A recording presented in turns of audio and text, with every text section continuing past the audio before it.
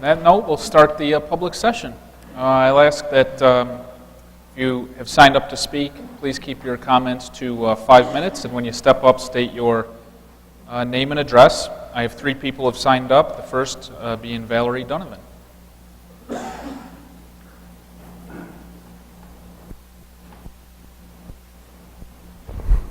Good evening, Mayor Barlow, members of the council. My name is Valerie Donovan. I reside at 127 Niagara Street here in Oswego, and I am here tonight to express my concerns about your recent efforts to crack down on landlord code violations. Let me begin by saying that I absolutely applaud your efforts. This is certainly an area in our city that is in dire need of attention. However, I am very concerned with the way in which this issue is being handled. I do not feel that it is being handled in a responsible, compassionate way. I can't help but wonder, have you put any thought into the extent of the repercussions of these efforts? Is there currently a plan in place to help the families who are and will be rendered homeless? If you ask me, have I seen the conditions of some of these apartments, I can tell you yes, I have. As a teacher in the Oswego City School District, I have had the opportunity to witness firsthand some of these apartments. Is it my home? No. Is it your home? No. Is it their home? Yes, it is. It is their home. Let me take just a few minutes to share with you a couple of my personal experiences that prompted me to come here tonight and to speak. There is a family that I am very familiar with that became homeless as a result of the first wave of crackdowns. They continue to be homeless.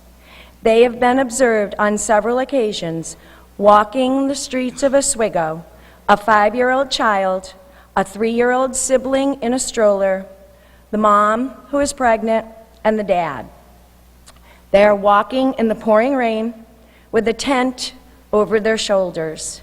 This student, when he makes it to school, is frequently soaking wet from head to toe.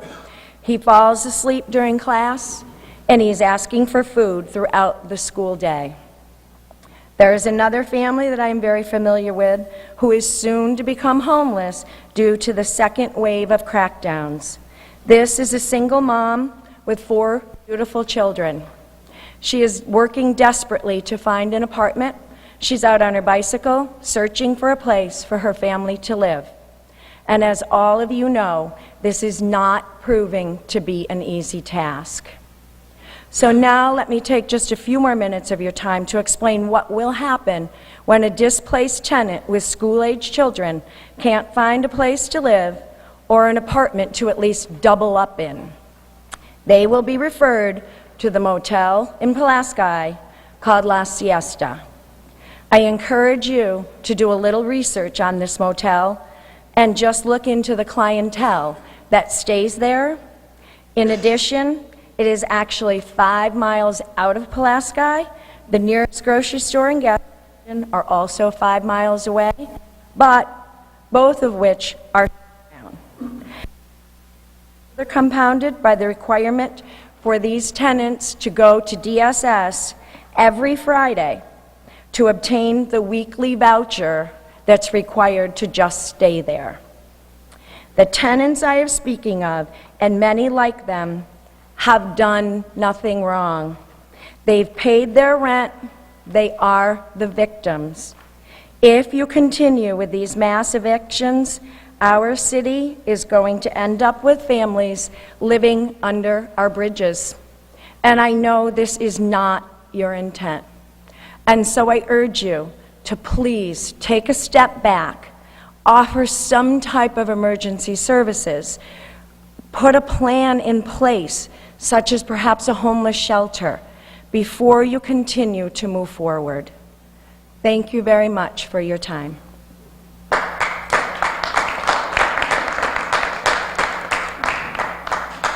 Thank you. Next is Sue Matthews.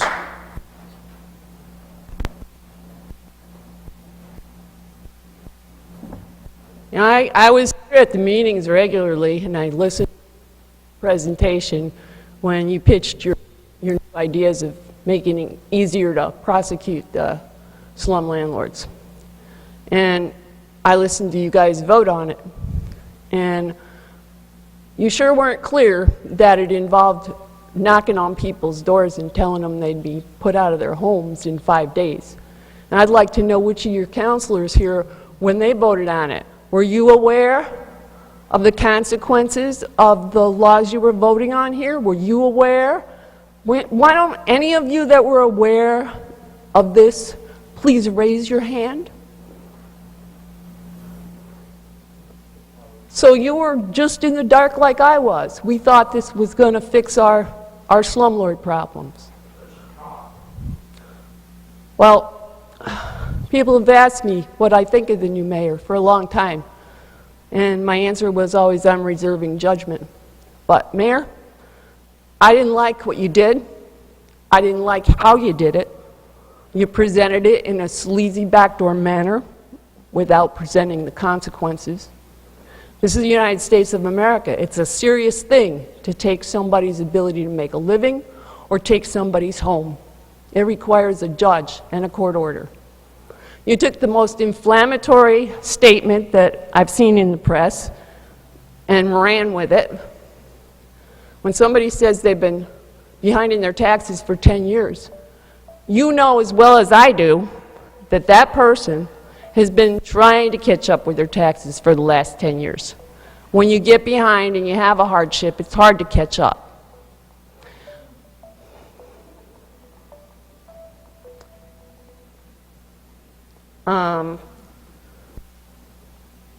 We paid $15,000 in back taxes, and then to try to get a permit to do the work we need to do, get apartments online, so we can pay more in back taxes. After paying $2,000 a month in back taxes, we'd like to pay more. We'd like to get apartments back up and going. Any apartments that are rented are already up to code. We have no dangerous apartments or unsafe conditions. Yet you're knocking on these people's door and telling them a complete lie that they have 5 days to leave. That's not allowed in the United States of America. You have to come back and give them 30 days notice. But you see, these are the poorest people in the community. They can't afford a lawyer. They don't know what the laws are. They don't know what the rules are. So they're left thinking they got 5 days to get out and find a place. They're living in campers. They're living on the streets. 1 in 5 people in this city is living below the poverty level. They're in rentals. They're not all luxury apartments. And of course, a landlord that's been illegally avoiding your laws for years and stacking college students and making exorbitant amount of rents can pay his taxes. He can go right down and pay. But people like me that have been trying to go by the rules and coming down here and trying to come to a deal that's good for everybody involved can't get anywhere with you. I get an answer from the city attorney, these are the laws you've made and he has to enforce them. I have one more problem, Mayor. I also heard you state publicly that you're not enforcing these on the mom and pop apartment renters. You're only enforcing these on people that have 5 or more apartments. That's selective enforcement. That's also illegal. It's like the Gestapo coming to people's doors and telling them they no longer have a home, or what you've worked for all your life. You can't get a permit to repair it, or rent it, or make it better. You know, in a perfect world, I'd be on top of everything all the time. I was for 30 years. But the last 5 years has been tough for me, and I think you all understand that. Not just for me, other people. Stuff happens in life you have to deal with. I think you all better take some serious reconsideration here in how you're handling this and remind you of the seriousness of the decisions you've made and the trouble it's causing. You're picking on the working poor, the disabled, the people that are poor. And when I go to get a permit and a city official says, you can't get a permit because maybe we don't like the kind of people you rent to. Maybe we don't want those kind of people in the city. What's that supposed to mean? Is it the poor people you don't like? Are they not white enough for you? Do they have a mental disability? I mean, what is your problem? This is gentrification at its worst, and you have done nothing to solve the problem. You've made it worse. And you should all be ashamed of yourselves. And if any of you knew that this was going to happen when you voted on this, shame on you too. Be like, the mayor and city attorney knew. Thank you. Last is Paul Stewart.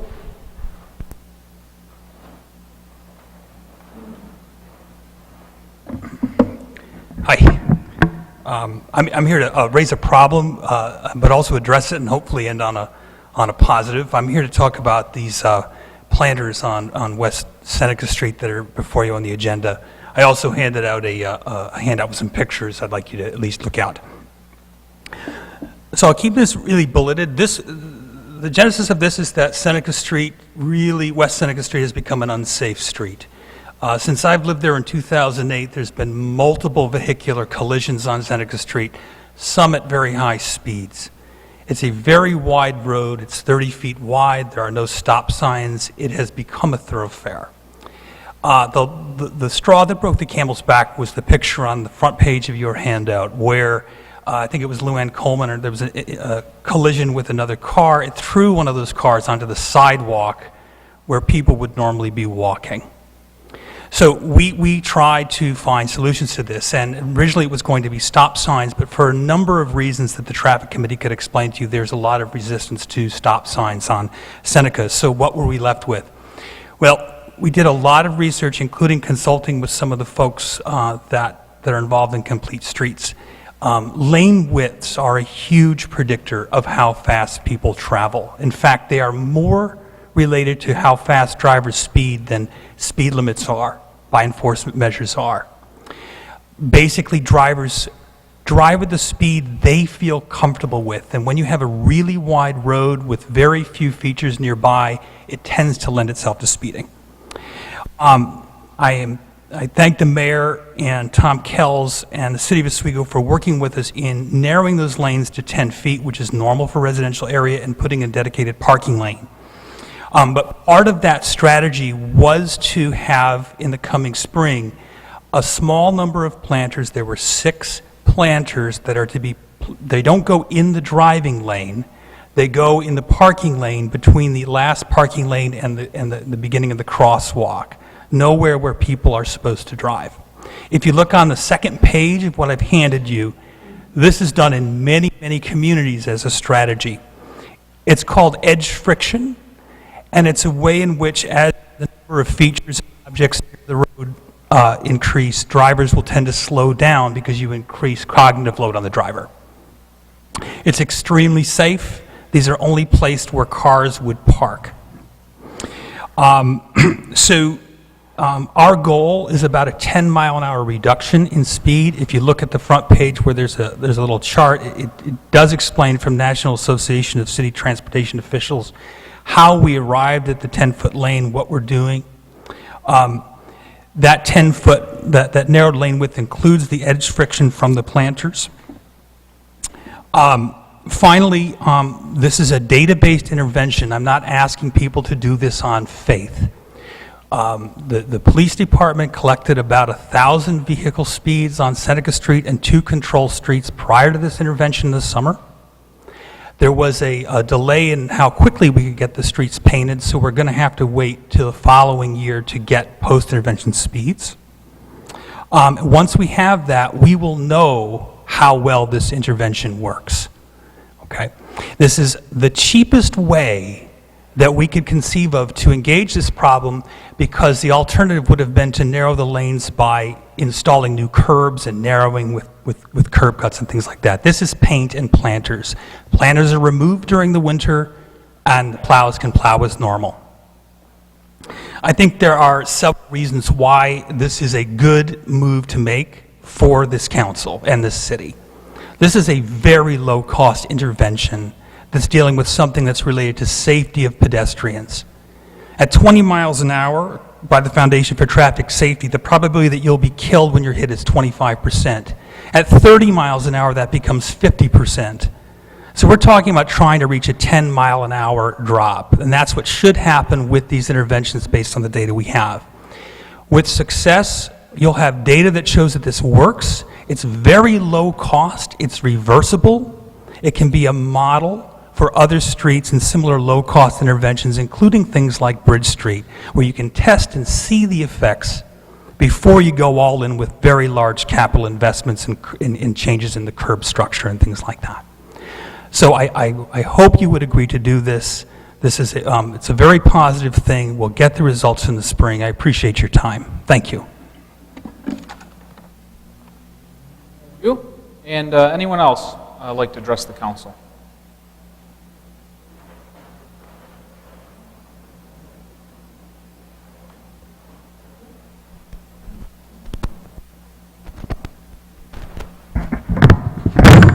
Hello, Mayor, councils. My voice is gone because I'm too much yelling lately. I ever have the right to. But I have a heart that forgives. I don't care how bad it gets to me. I haven't had my father's check for a whole year that he worked for, nor mine that I worked for a whole year. No money, no nothing, living on a bench across the street from you. No, I don't have to say no more.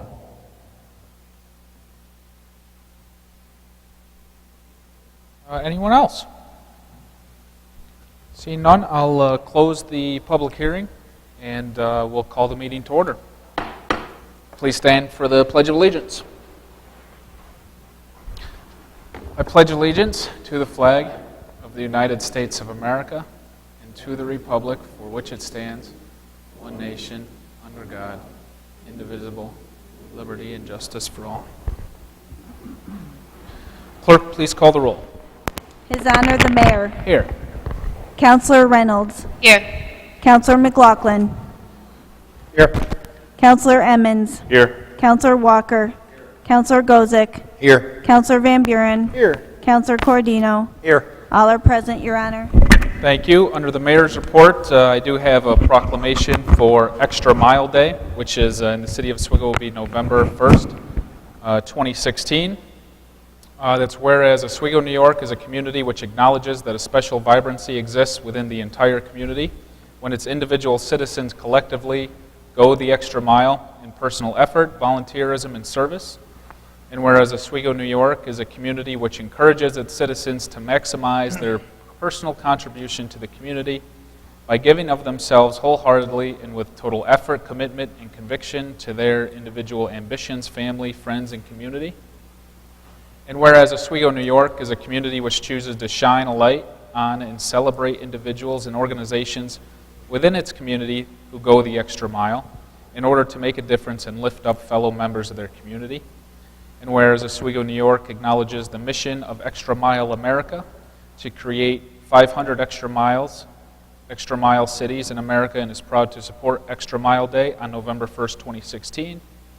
Now therefore I, William J. Barlow Jr., Mayor of the City of Oswego, do hereby proclaim November 1st, 2016 to be Extra Mile Day. And I urge each individual in the community to take on this day to not only go the extra mile in his or her own life, but to also acknowledge all those who are inspirational in their efforts and commitment to make their organizations, families, community, country, or world a better place. William J. Barlow Jr. Other than that, I'll just take a moment. I have nothing else under the mayor's report, but I will take a moment to address some of the concerns of, we'll say, two speakers tonight, talking about the evictions of rental properties and so on and so forth. And I'll put some context into what is really happening and talk about why, talk about how it actually happens, and maybe talk about why the landlord should be accountable and the city is actually trying to solve the problem not create a bigger problem.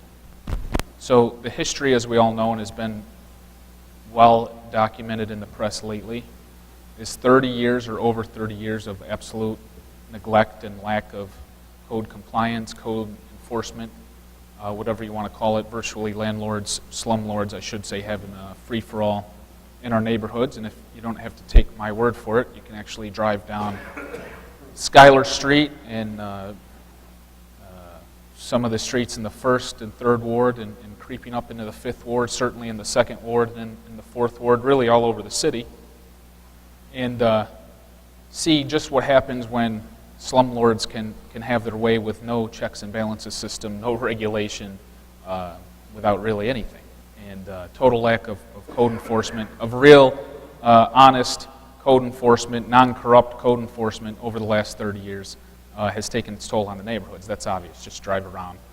City government has been largely absent, in denial about the problem, or just afraid to address it. There's no disputing that. You can call it whatever you want to call it, but that's what it is. It was just not politically savvy to take that on, and as you saw tonight, you see what taking on these big initiatives brings out, and it brings out criticism, and it brings out people who applaud you, and the feedback we've had from the code work we've done this year. You see the numbers in the paper last week. The feedback I've received as mayor has been overwhelmingly positive from the average citizen on the street. Obviously, you'll have some folks who maybe are on the other end of that enforcement, and they're not always happy with how it works, but we set up a system. I talked about this for 2 years as a city councilor. I talked about it. It was probably one of my biggest, largest platforms in my campaign for mayor, and not only that, but I spent the first 10 months, or I guess 8 months, if you want to date back to when we really started cracking down on some of these properties. I spent the first 8 months warning landlords and warning folks that this is what we were going to do. We were going to crack down. We were going to use the city code. We were going to take code enforcement out into our neighborhoods. If you missed that in the first 8 months, you weren't paying attention.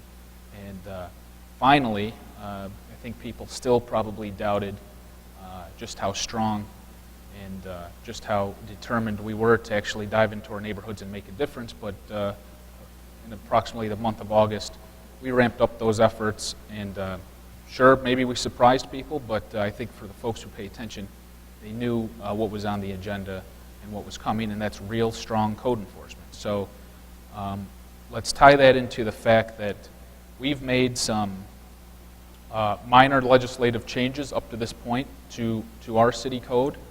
Actually, we've probably spent more time analyzing the city code and figuring out exactly what we can and can't do. Or I guess I should say what we can do that the past code enforcement office and the fire department, which was a total disaster, didn't do. So that leads us to really the procedure that we take now. And by the way, has been documented, the state, we were being audited by the state code department, where we had somebody up on the 3rd floor going through our code, going through our procedures. And we picked her brain even on things we could or couldn't do. In fact, some of the evictions, she was with us when we went up to 4th Street, and she said, you need to condemn this building. So let's put some context into the procedure, actually. In addition to me verbally, publicly warning landlords for the first 8 months of my administration, when we come up to a property and cite a code violation, typically we contact the landlord, and they're issued a letter citing their infraction, to where they're given 30 days to remedy that. After the 30th day, we issue typically another letter. And it's when those 2 letters are ignored that we go to the landlord. And first, let me say, we prefer the landlord to be cooperative. We prefer there to be expedient fixes to the home. And it's only when that doesn't happen and we sense no cooperation from the landlord, and they ignore our first 2 letters and the time has expired, that we move to enforce, and I want to emphasize, the minimum housing standards, not Mayor Barlow's housing standards, not city code housing standards, but New York State housing standards, bare minimum requirements. We're not asking for a landlord to rent out a mansion. We're not asking for him to rent out a house that's painted every spring. We're not asking them to rent out a place that waxes the floors. We are asking and holding landlords accountable to the bare minimum New York State housing standards. And when they can't do that, despite multiple warnings and in our attempt to be cooperative, in our attempt to not displace tenants and not have to evict people, only then do we go in and issue an unlawful to occupy, not an eviction, an unlawful to occupy. So the point that the idea or notion that we show up on the door and open the door and tell tenants that they need to leave is just patently false from beginning to end. It's just not true. The fact that we give them 3 days, 5 days, whatever was cited, is just not true. In fact, the properties that we talked about last week, trying to remember the day, Tuesday or Wednesday, the tenants technically can still be inside their home, so we're coming up on a week later. If the tenants choose to move, which is what I would do, then that's up to them, and they should take their landlord to small claims court for any rent that they have already paid. But I guess probably what's more disturbing to me is the fact that folks want to come here and tell the city council and the city and code enforcement that we're doing the wrong thing, when for 30 years landlords have really run the show in the city, and that's probably one of the reasons why. But we're here to enforce the minimum housing standards, and I think instead of trying to make the city the enemy when we're trying to correct 30 years of mistakes and lack of compliance, because city government, they can't stand up.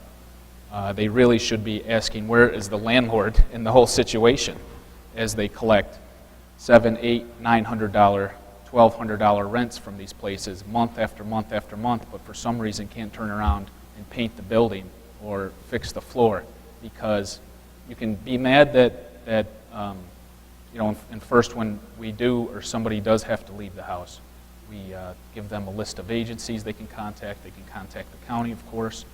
But I don't have kids. But what I would imagine to parents who have college kids that maybe have been displaced, or a teacher who's had a student displaced, I'll tell you that I think probably displacing a student or displacing a young child is bad, and I'm sensitive to that, and we've thought about that, but I'm not sure what you would tell the child or the parent of the child or the parent of the SUNY student who's living downstate or whoever. I'm not sure what you would tell that person when you call up and say, look, the building was on fire and the fireman went up to the second floor to get your kid and fell through the deck because he was a 200-pound man with 100 pounds of equipment and the deck wasn't sturdy enough and went through. Because I've been on these code inspections and I've seen some of the conditions, and that's literally what you're dealing with. I'm not sure how you call up the SUNY parent who's downstate and say, look, the building your student was living in caught fire, and the only window they had vines blocking the window, so yeah, they broke the glass and tried to get out but couldn't, because that's a situation we've encountered.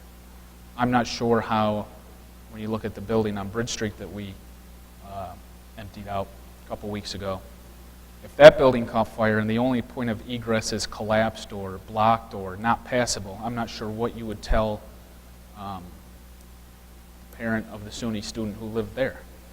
And that's a real situation. I mean, those things actually happen. And that's why we're taking drastic measures. And that's why the only time we displace anybody, which has been extremely minimal up to this point, is only when the person's life, health, and safety is in an imminent threat. That's the only time. So to just throw allegations that we're showing up the day of, telling folks to get out when the house isn't that bad. It's just not true. As far as the gentrification goes, I think anybody who knows me, or probably any of these 7 counselors or the city attorney, knows that that is really not even. I'm not even going to spend a lot of time wasting my time talking about that.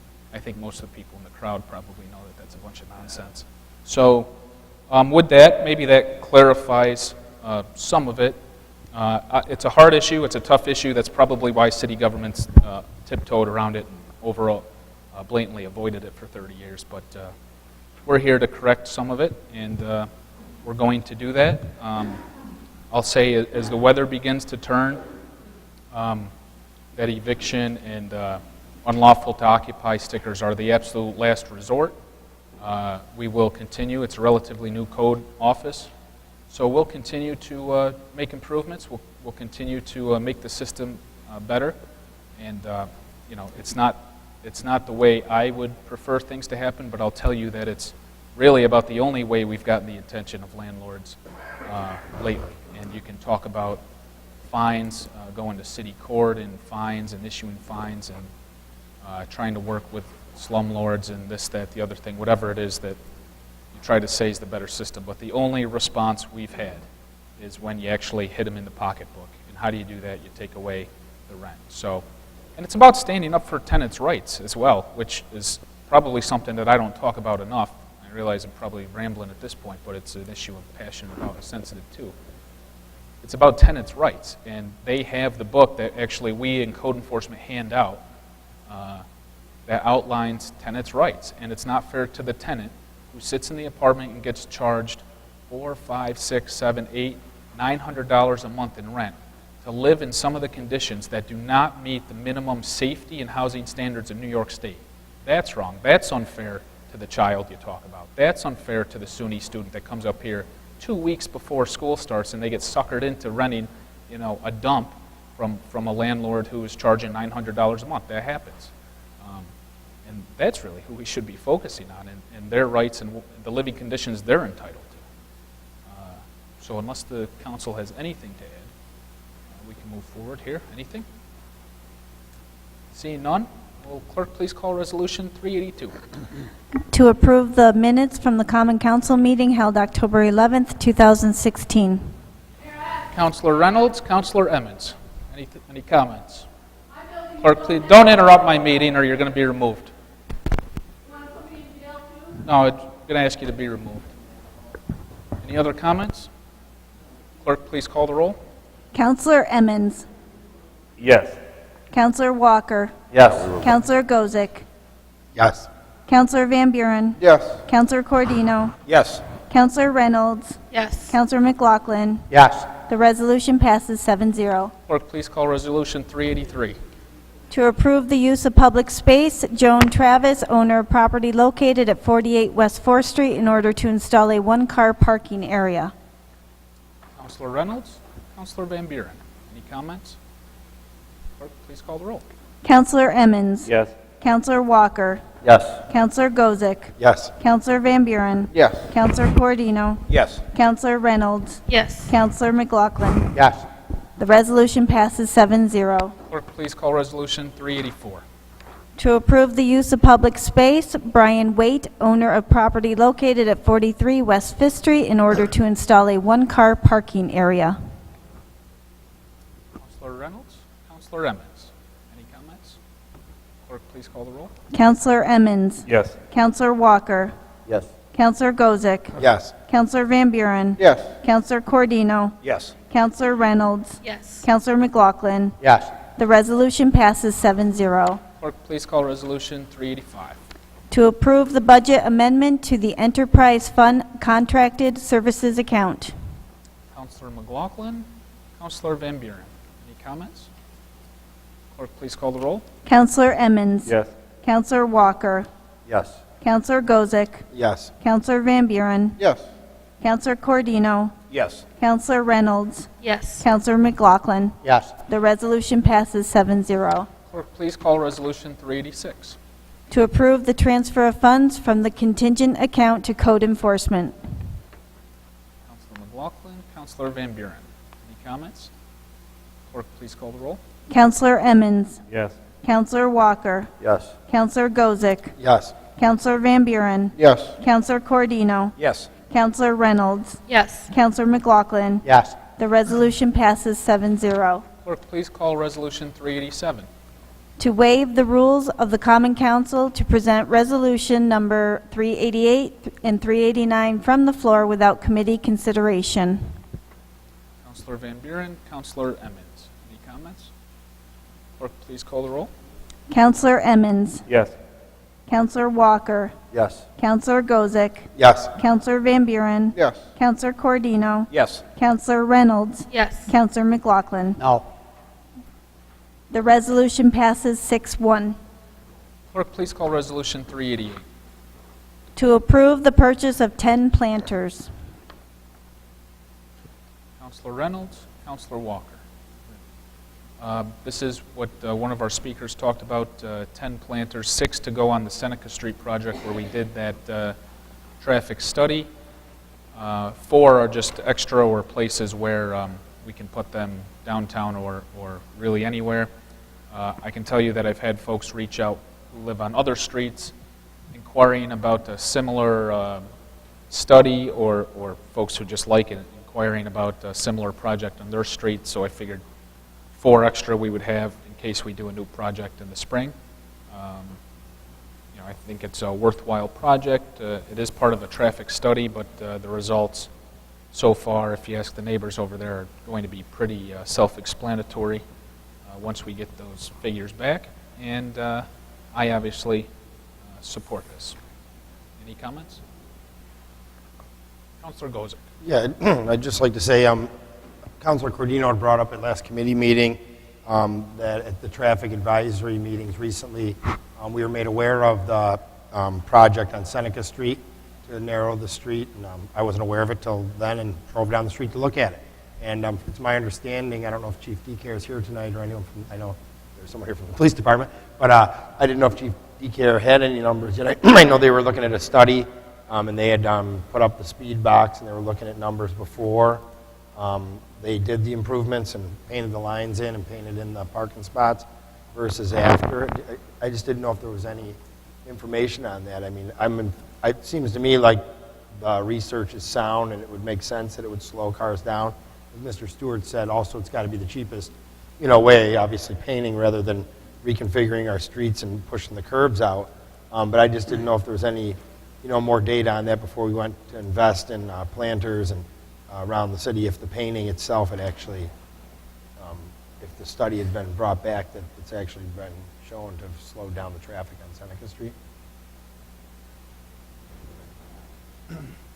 So I'm not sure of any information gathering that went before we put the paint down, but I know that speeding in that neighborhood, Councilor Reynolds can probably speak to this, was a problem that was, long-term problem going down Seneca Street as folks use it instead of going down 104 for some reason. And I think just to the naked eye, you can see the cars slow down. I know I slow down when I go up that street now, but I think if you talk to neighbors who sit there on their front porch and watch cars zoom by, that they've probably seen a noticeable difference already. Councilor Reynolds? Numbers were collected before the paint went down in the spring, but numbers will not be collected after until this coming spring due to different time of the year. When we collected the numbers, I believe college was not in session, so that could alter the numbers. Also, we don't want to collect it during a snowy time. We want to keep it consistent, so I believe it's June that they're going to be collected for follow-up. So we won't have any hard numbers until June. Councilor Walker? Thank you. I think we're doing this kind of premature right now, believe it or not, because let's wait until we get that study in June, see where we sit with that then, and then we'll come back at it from June. That's the way I'm looking at it, so I don't think I'm going to support this at this time. Just a note for the public, the total amount is $2,600. Yes. Councilor Van Buren? Really, Councilor Walker's comments. The project's really twofold. While the lines certainly help with slowing down the traffic, a physical object in the road is what causes you to slow down even further to get the dramatic numbers that the neighborhood are looking for. It's one thing to have the lines. People see the lines, they will slow down, but they know that there's no consequences for that. They're just going to drive over them or through them or whatever happens. So having something physical in that area is what's going to get you the actual numbers, because that's what's going to cause people to slow down further, take more notice of their surroundings, and know that the road is physically narrowed, not theoretically narrowed. It's narrowed because there's parking spaces, but if there's no cars, you're just going to drive right through them. That's no big deal.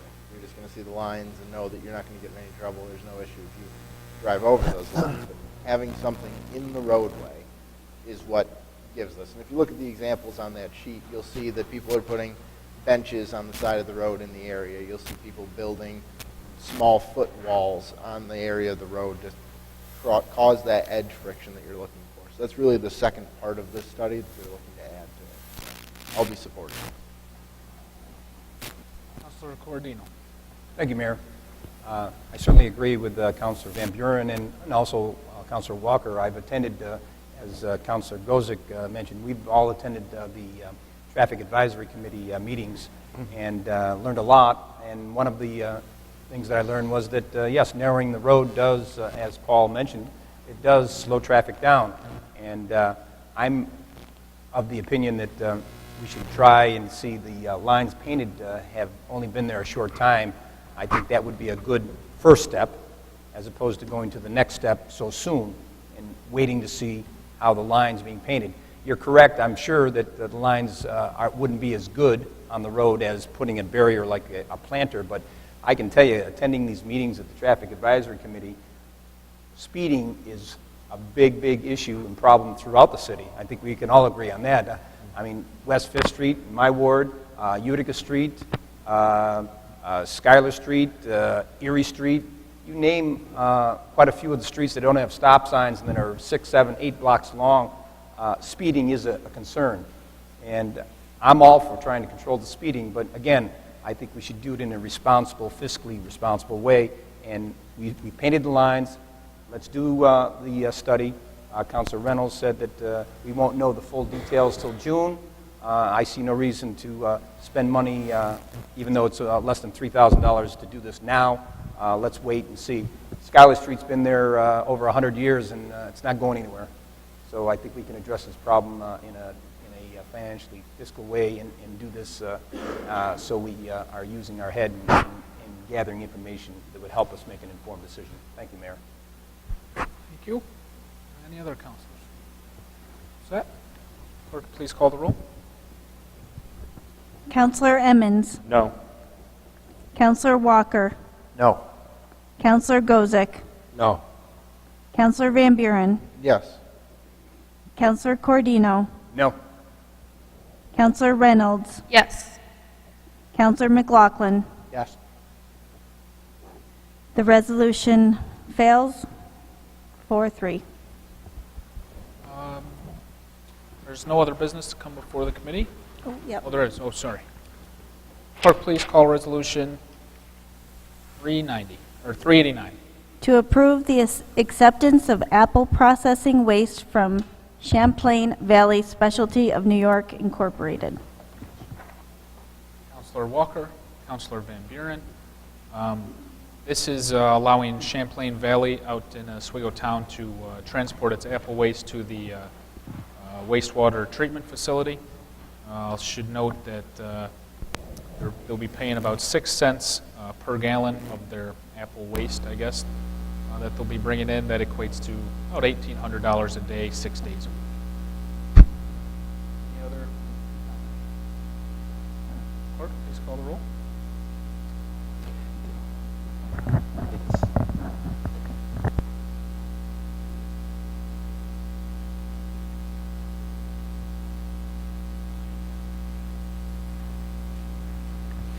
Let me just clarify, in your packets was the proposed amendment over the weekend that you received. Since then, we got clarification on 2 points. that were raised by the city chamberlain and our folks with Camden Group. The start date for the contracting of the waste is proposed to be October 12th, so it's already occurred, but that will allow us to establish an account to start receiving the money and then properly accounting for that $1,800 a day waste. The second modification to your resolution simply talks about the distribution of the apples between the east side and the west side facilities. Each facility can receive up to 25,000 gallons a day of additional waste from this particular processor without it triggering any EPA regulations or oversight under our consent orders. So it's approximately 30,000 gallons a day, and between the two east side and the west side facilities, we can accommodate that, but each facility can take up to 25,000 a day. And those are the minor but important changes to the resolution that you received over the weekend. Doesn't change anything, it simply clarifies it, both for the city chamberlain and for our folks at Camden Group, as well as the DEC and the EPA. If there's any questions, I'm happy to clarify that. Thank you. Clerk, please call the roll. Counselor Emmons. Yes. Counselor Walker. Yes. Counselor Gozick. Yes. Counselor Van Buren. Yes. Counselor Cordino. Yes. Counselor Reynolds. Counselor McLaughlin. Yeah. The resolution passes 7-0. I have a motion to adjourn. Counselor Walker, Counselor Van Buren. Clerk, please call the roll. Counselor Emmons. Yes. Counselor Walker. Yes. Counselor Gozick. Yes. Counselor Van Buren. Yes. Counselor Cordino. Yes. Counselor Reynolds. Yes. Counselor McLaughlin. Yes. The resolution passes 7-0. Meeting is adjourned.